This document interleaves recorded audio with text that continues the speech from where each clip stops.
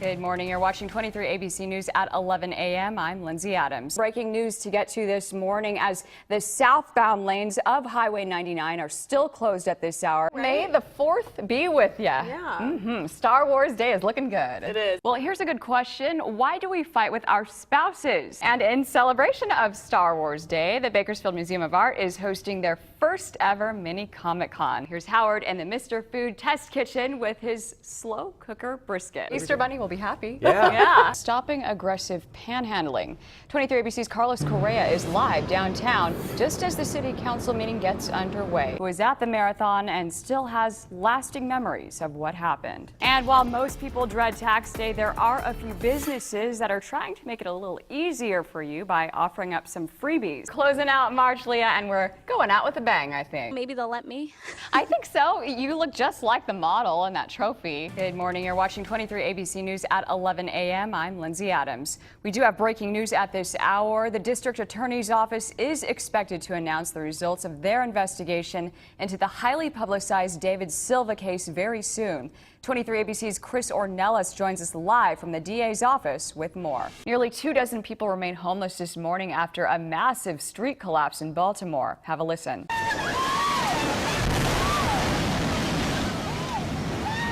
And that was the scene last week, and what a powerful rainstorm. It caused the road to give way, swallowing up cars and power poles.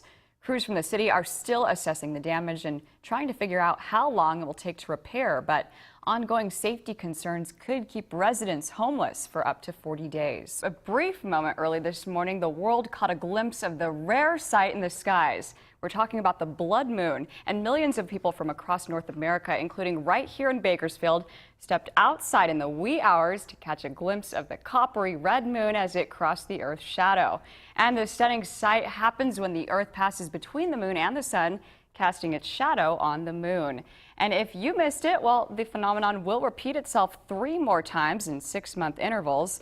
It'll end in September of next year. And if you can't wait that long, well, you could just head to our website at turnto23.com, and there you will find a slideshow of the blood moon with pictures that you sent us throughout the day. And according to NASA, air pollution in Asia could actually be changing weather patterns here in the U.S. NASA released a study saying the pollution may affect storm patterns over the Pacific Ocean, and that could be contributing to all the freak winter weather that we've seen lately in the U.S. and Canada. In January, the air in Beijing was 18 times more hazardous than what's recommended by the World Health Organization. And while the study only showed an impact on the Pacific Ocean region, well, scientists say they plan more research to investigate the full global impact of Asian air pollution. A 91-year-old World War II veteran who was held prisoner by the Nazis has finally received his medals and recognition.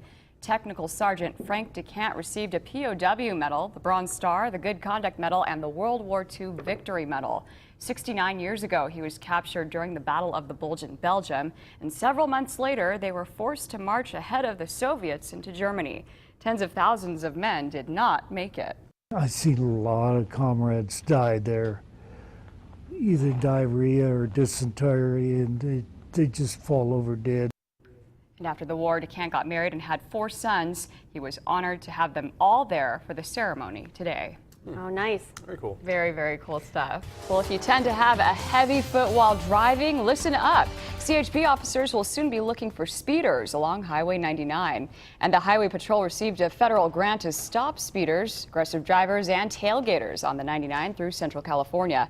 Officials say there were more than 1,200 accidents on the stretch of highway between January 2012 and May 2013, including 74 deadly crashes.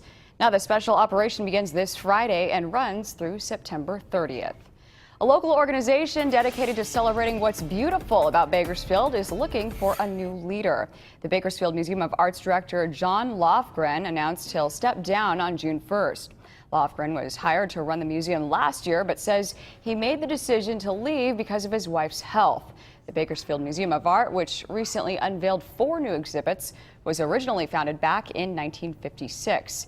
Firefighters in Southern California continue to battle a blaze that's grown to more than 2,000 acres. And the fire burning near Rancho Cucamonga, it's now 86% contained.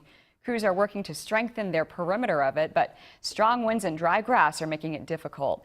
About 1,600 homes were evacuated because of the fire last week, but those residents have since been allowed to return. New this morning, the president has announced he wants to survey the damage in Arkansas from last week's tornadoes in person. He'll travel to the state on Wednesday to visit some of the most areas affected, and the Obama administration has already designated one Arkansas county as a major disaster area. The tornado killed 15 people and destroyed hundreds of homes as it cut an 80-mile path through the state. And take a look at this video out of Mississippi. It's surveillance footage of a car dealership caught right in the path of a tornado. You can see debris being thrown around as that storm hits. More than 150 cars were damaged, but luckily everyone inside the dealership at the time was able to run for cover just before the tornado hit.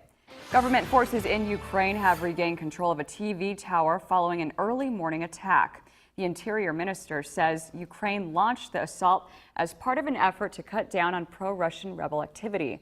The violent confrontation comes just hours after insurgents set buses on fire to try and protect themselves from an attack.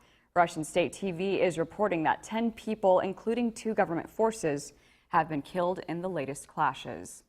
Well, still to come on 23 ABC, MERS mystery, the condition of the patient who contracted the first known case of a respiratory virus in the U.S., and federal review, the way the Justice Department is getting involved in the review of last week's botched execution. More on that coming up next. Weather is just a roller coaster of emotion. It is. All right, we'll see you right back here tomorrow morning.